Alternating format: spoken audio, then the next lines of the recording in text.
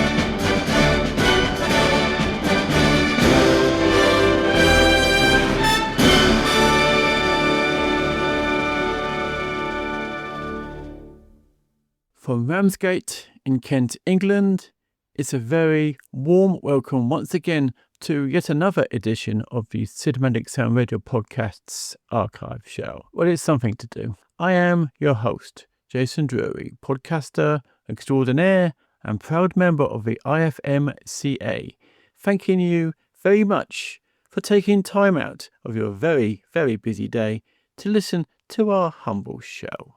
Before we start, I must, as always, not forget to say a big hello to our Cinematic Sound Radio Patreons.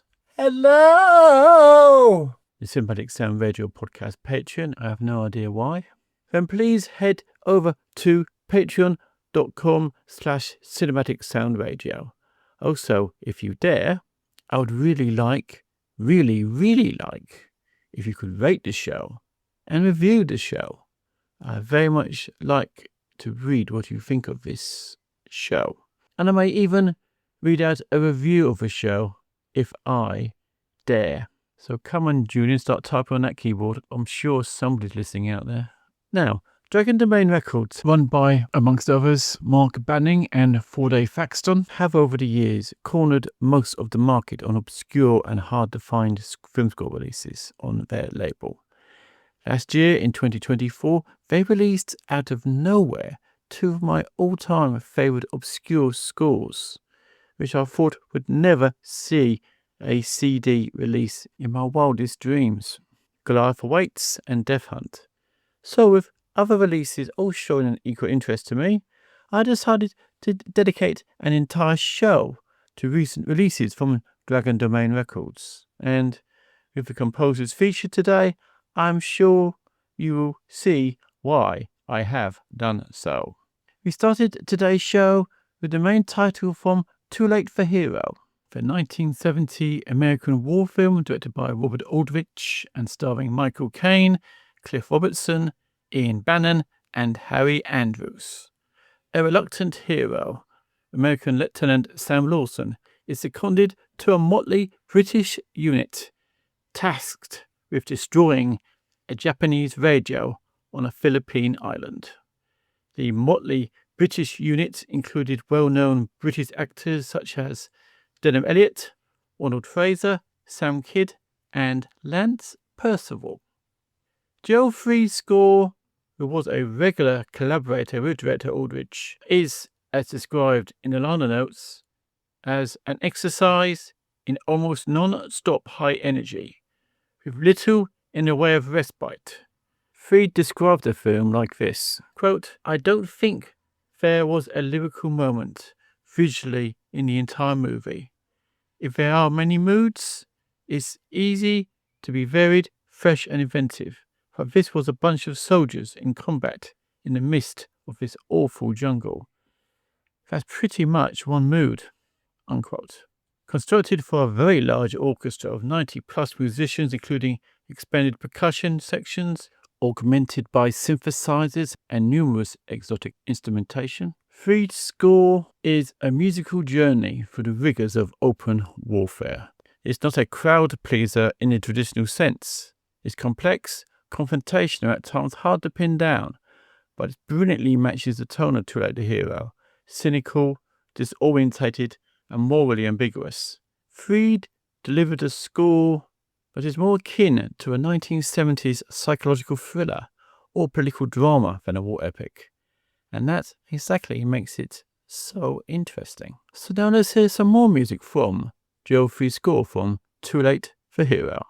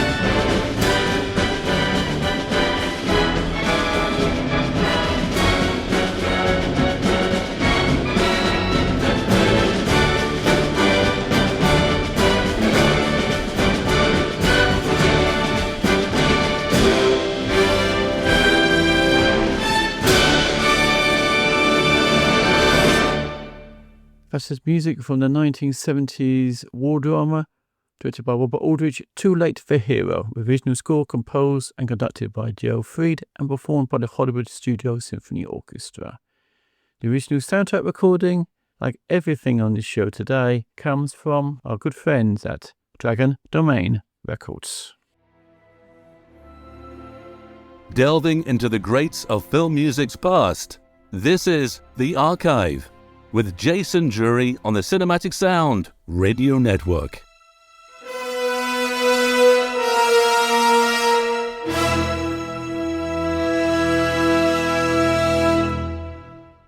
Our next recent Dragon's Domain release is Battle of Nevetra, the 1969 Yugoslavian epic partisan film written by Stefan Volacic and Vejo Volacic, who also directed the film. And it was based on the true events of World War II. The Battle of Nevetra was due to a strategic plan for a combined Axis powers attack in 1943 against Yugoslav partisans. The plan was also known as the Fourth Enemy Offensive and occurred in the area of the Nevetra River in Bosnia and Herzegovina. The film starred in its English version Ubrina, Sergei Bondarchuk, Kirk Huygens, Hardy Kruger, Franco Nero, and Orson Welles. Battle of Nevetra was the most expensive motion picture made in the Yugoslavia at the time. It was nominated for an Academy Award for Best Foreign Language Film the year after Sergei Bondarchuk won the honour for War and Peace. The score for the English-speaking version was composed by Bernard Herrmann. To compose and conduct the score for Battle of Nevetra, Herrmann proved once again his innate skill for delineating the miseries and destruction of war and the lives of those caught behind its unyielding grasp with such a broad palette of orchestral colour. To perform this epic work, Herrmann utilised the London Philharmonic Orchestra, augmented by a large brass and percussion section, making it a total of 120 pieces. Herrmann's score for Battle of Nevetra is a powerful and weighty contribution to the war film genre, far removed from the traditional bombast or patriotic fanfare It feels almost Shakespearean in scope, filled with dark grandeur and psychological depth. While it lacks the tuneful memorability of some other famous World War II scores like The Great Escape, it more than compensates with emotional depth, orchestral mastery, and dramatic intelligence.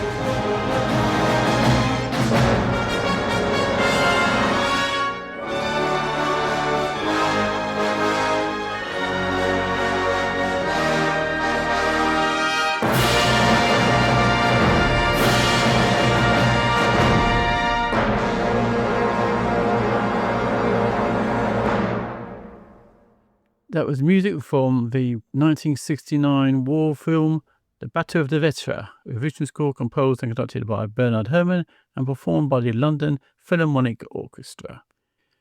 This score was re-released recently by our good friends at Dragon Domain Records. Incidentally, composer Vladimir Kraus-Ratrek composed the original score for the film's director's cut. And some of the cues from that score appear at the end of this album. I'm sure it is very interesting to compare his approach to that of the great Bernard Herrmann.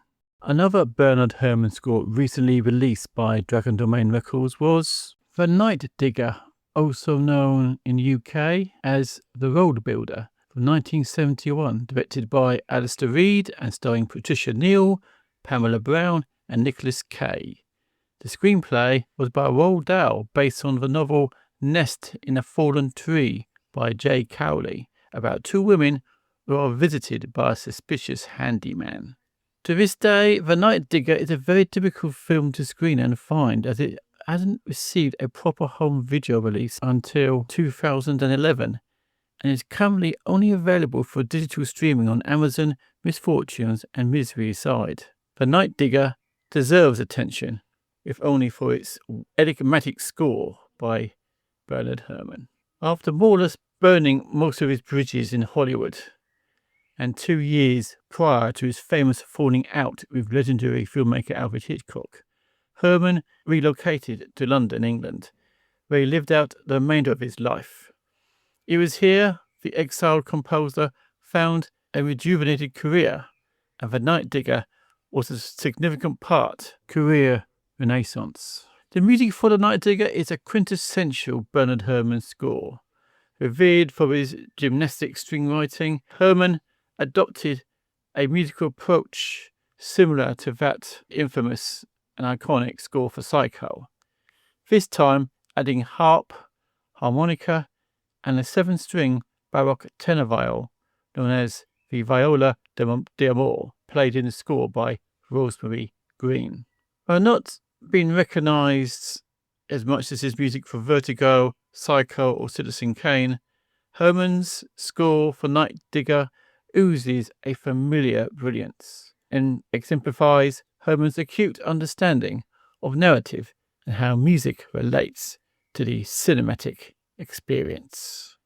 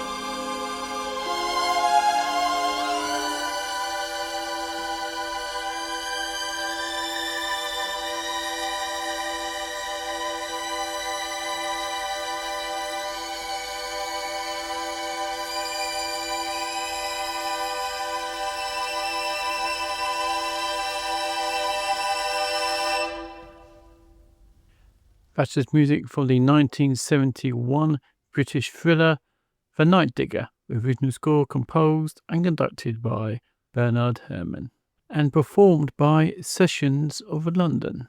The original soundtrack recording has been recently released, like all the albums on today's show, by Dragon Domain Records.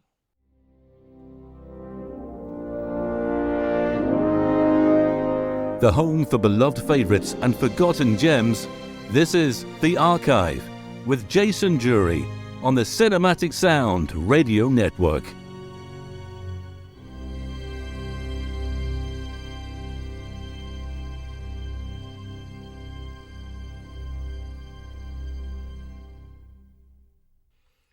Another interesting and obscure release from Dragon Domain Records is music from the 1984 drama Heart of a Stag, directed by Michael Firth and starring Bruno Lawrence, Terence Cooper and Mary Regan. The film is a chilling story of a farmhand who realises his popular boss has been committing incest with his daughter for years. The composer of the score was Leonard Rosenman, who was no stranger in his career for scoring films with controversial subjects.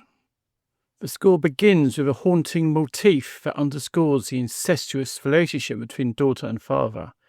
There's also a delicate love theme that accompanies the developing relationship between the daughter and the farmhand who joins them. Music also captures the beautiful scenery of the New Zealand countryside. The score shifts to tense and exciting material at the end of the film as the father tries to kill the farmhand upon realising that his daughter has fallen for him.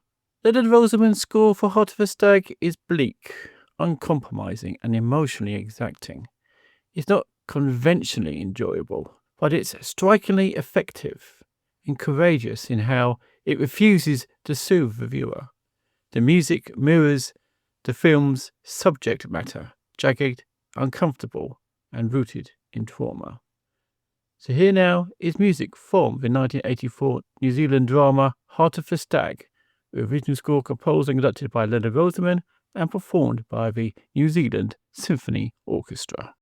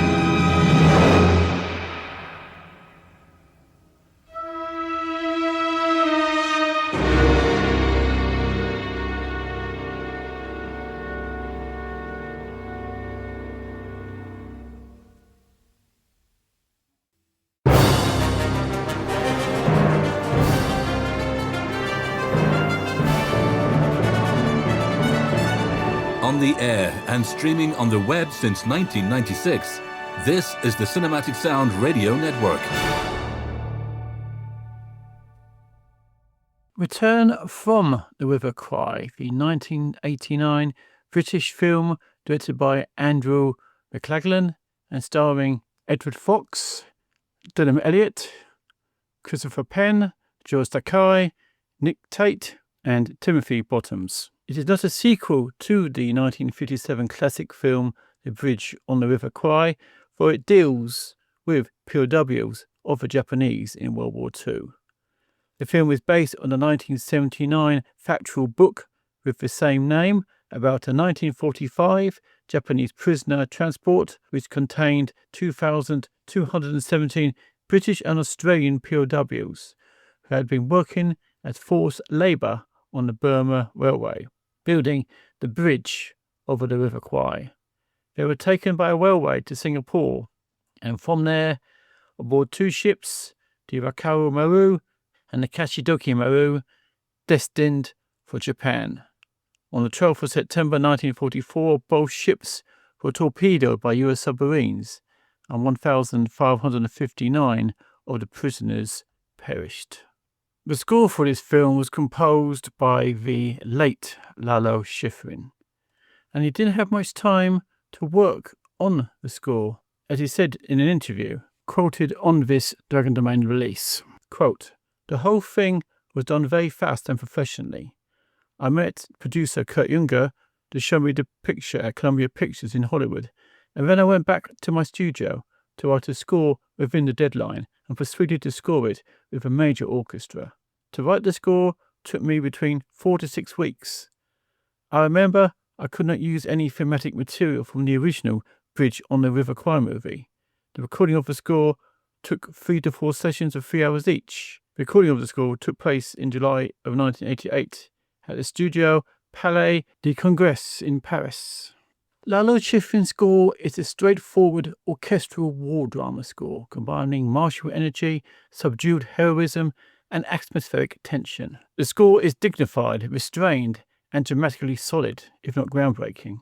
It doesn't reinvent the war film score, but it serves the material with intelligence and sensitivity, reflecting the pain and perseverance of POWs without romanticizing the violence or suffering. The score is an example of the late composer's versatility and his ability to serve the drama first.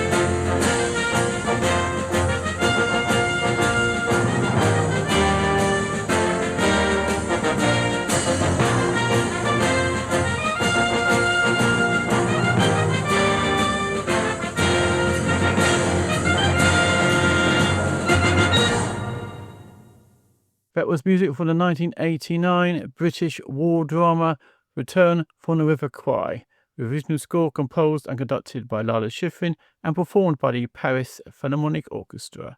This original soundtrack recording, like all releases in this show, is from Dragon Domain Records. Another recent release from Dragon's Domain, composed by the late great Lalo Schifrin, is this score. David L. Rooper was one of television's most respected and honoured producers.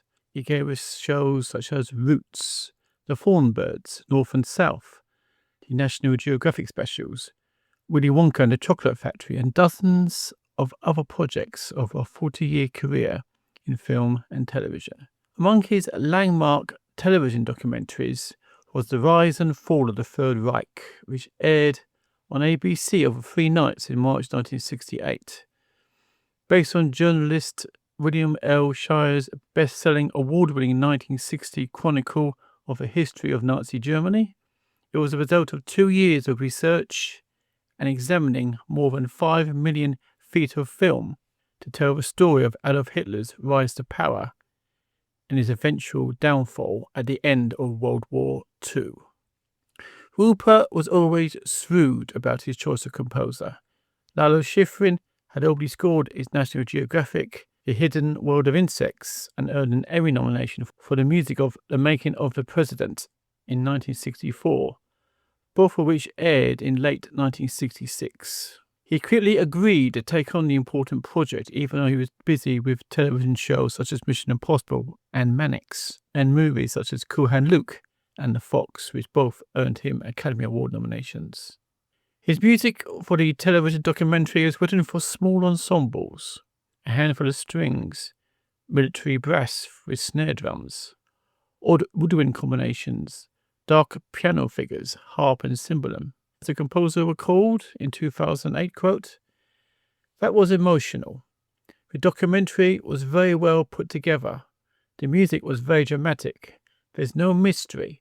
If they are showing concentration camps, you do something venereal. If there are Nazis marching, you do marching music. If there are battles, you do war music," unquote. But his imagination was sparked by the subject, and what followed was unprecedented in history of music for TV. A major concert work performed by a leading American orchestra, debuting 8 months before the program that inspired it. The music of the cantata was based on a television show, Schifrin said. But it is difficult to tell because the cantata is a large-scale piece for an 80-piece orchestra and 80 voice choir, and the TV score was mostly for chamber-sized voices. Lalo Schifrin's The Rise and Fall of the Third Reich, a dramatic cantata, is a bold, unflinching musical meditation on totalitarianism, complexity, and human suffering. It's not designed to entertain. It's designed to witness, to educate, and to remember. Far from the jazz-infused scores Schifrin is best known for, this is a work of deep seriousness and classical vigour, reflecting his formal training and moral conviction.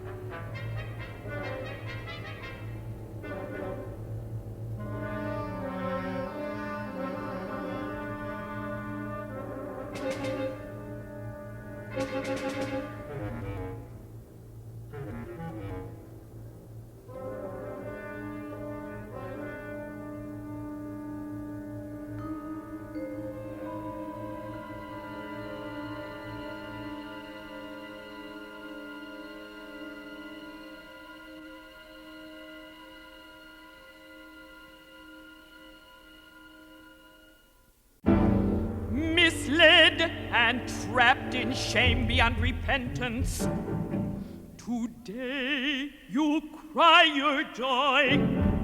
Tomorrow you shall cry tears. So many tears that they will gather into a river, which will soak the land with their salt, so that no wheat will grow on it, nor even harms of grass. You shall eat hunger from my barren bowl.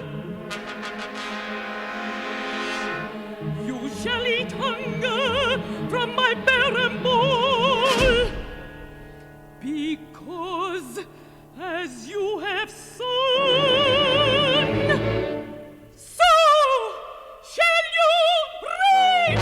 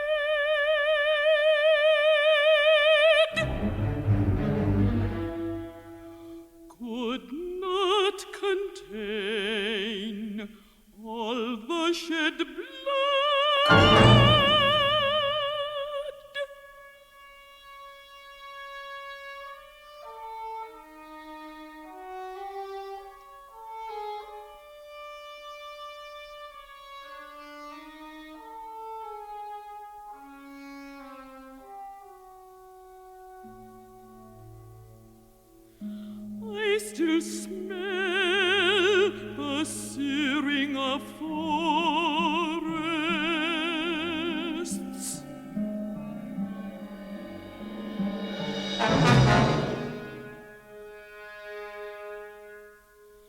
I still hear the cries of babies denied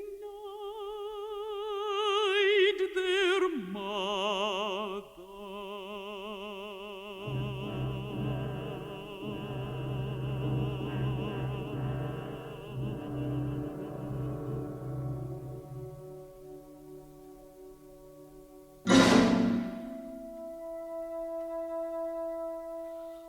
I still see the devastation of lands and the lottery for power.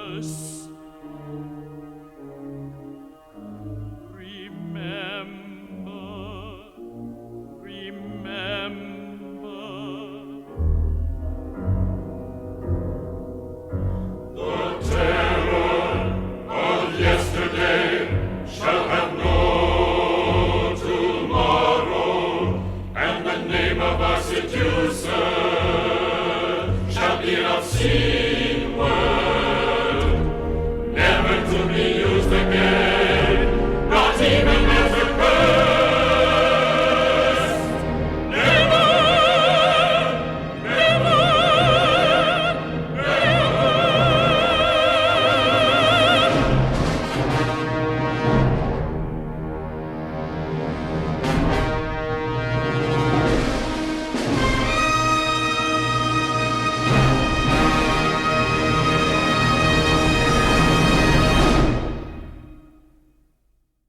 That was a suite from The Rise and Fall of the Third Reich, a dramatic cantata composed by Lalo Schifrin, performed by members of the Los Angeles Philharmonic Orchestra, conducted by Lawrence Foster. This recording was released recently by Dragon's Domain Records.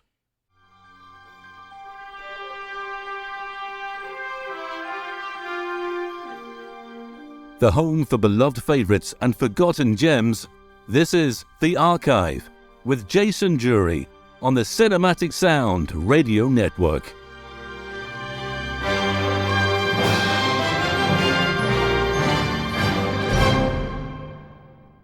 Our next release is a true classic example of the sort of soundtrack that Dragon Domain Records regularly puts out for its loyal fan following.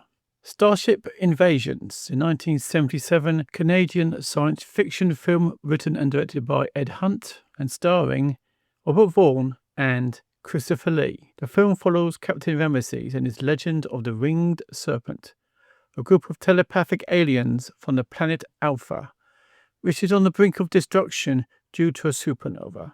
They arrive on Earth to assess its suitability for colonization, conducting abductions and planning to eliminate humanity using a device that drives people to commit suicide.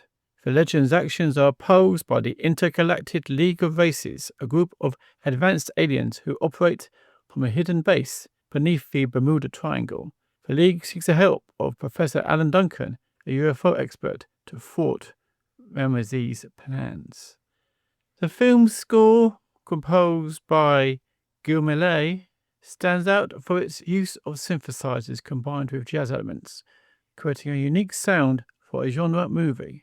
Many sequences in the film has minimal dialogue, and all alien characters communicate telepathically, which Melle took full advantage of in his composition.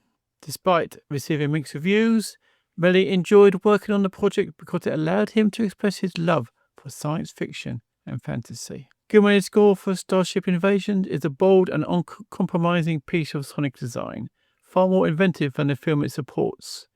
Where the movie is campy, the music is intellectually rigorous and truly alien. It plays like a mix of early electronic minimalism and the dark ambient textures that would later define sci-fi horror in the 1980s. It's not accessible, tuneful, or romantic, but that's exactly its strength. Melle's score refuses to comfort the viewer, instead reinforcing the strangeness, detachment, and unknowability of the alien threat.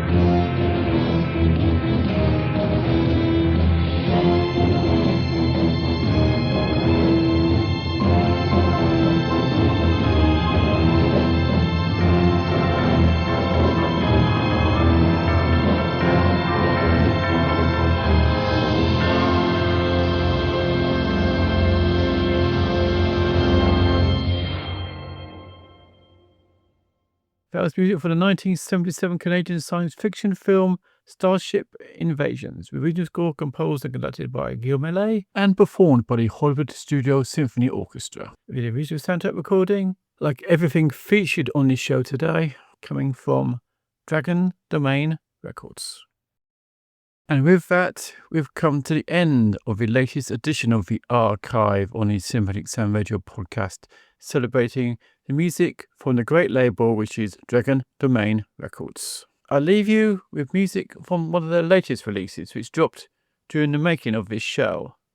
It's from the album Christopher Young, The Shorts, and features music from, you guessed it, friend of the station, Christopher Young. It's music from the TV series Vietnam War Story, originally aired by HBO between 1987 and 1988. The series was an anthology series based on short stories written by US veterans of the Vietnam War. Young contributed the scores for 2 of the series' 9 episodes. Also on the album, entitled Christopher Young Shorts, is music from 2 short films, The Minstrel's Song and The Tower. But to end this special show dedicated to the music of Dragon Domain Records, here is music from the 1987-88 anthology series Vietnam War Story, with original score composed by Christopher Young. Thank you very much for joining us on today's show. I do hope you enjoyed this edition of the Archive on the Cinematic Sound Radio podcast. And until I meet again, from me, Jason Drury, is take care and happy listening.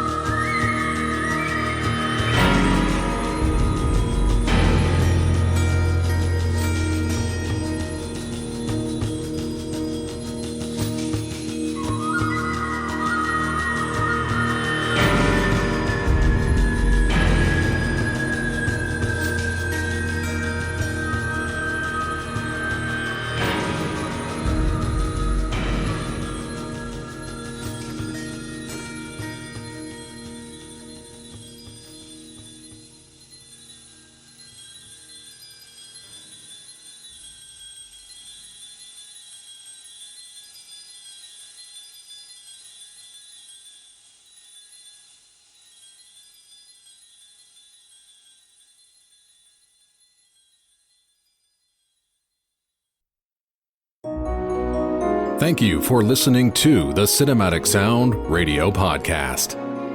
I want to thank Tim Burton for providing his voice for all the bumpers you hear throughout the program, and to David Coscina for providing Cinematic Sound Radio's theme music.